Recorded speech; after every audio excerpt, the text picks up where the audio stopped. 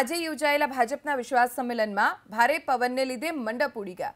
વિજય વિશ્વાસ સંમેલનમાં ભાજપના નેતાઓ કાર્યકરોને સંબોધી રહ્યા હતા અને ત્યારે જ ભારે પવન ફૂંકાતા મંડપની આખી એક સાઈડ ઉડી ગઈ, જેથી કાર્યકરોમાં થોડા સમય માટે હડકંપ મચી ગયો, થોડા સમય માટે અફરાતફરીનો માહોલ સર્જાયો। અમારા સંવાદદાતા ફારૂક કાદરી જોડાઈ ગયા છે। ફારૂક, શું સ્થિતિ સર્જાઈ હતી? અત્યારે કેવા હાલ છે આ મંડપના?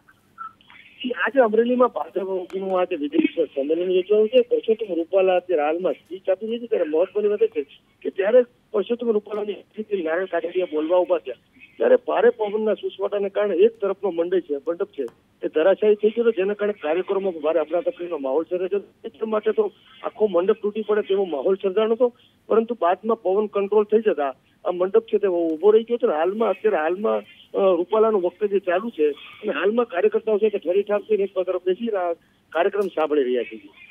ફારૂક, આભાર સમગ્ર જાણકારી માટે। તો લોકસભા ચૂંટણી પહેલા ભાજપના સંમેલનમાં પવનનું વાવાઝોડું આવ્યું। એક તરફ ભાજપ વિવાદના વાવાઝોડાનો તો સામનો કરી જ રહ્યું છે, પણ અમરેલીમાં ભાજપ વિજય વિશ્વાસ સંમેલનમાં પવનના વાવાઝોડાનો પણ સામનો કરવો પડ્યો અને તેના કારણે વિજય વિશ્વાસ સંમેલનનો મંડપ એક સાઈડથી ઉડી ગયો હતો। કાર્યકર્તાઓમાં અફરાતફરીનો માહોલ સર્જાયો, પણ ત્યારબાદ સ્થિતિ થાળે પડી। અત્યારે નેતાઓ કાર્યકર્તાઓને સંબોધન પણ કરી રહ્યા છે, પણ એ વખતે જ્યારે મંડપ અચાનક તૂટી પડ્યો, એક સાઈડ આખી ઉડી ગઈ, જેના કારણે કાર્યકર્તાઓમાં ભયનો માહોલ ફેલાઈ ગયો હતો, દોડાદોડી મચી ગઈ હતી।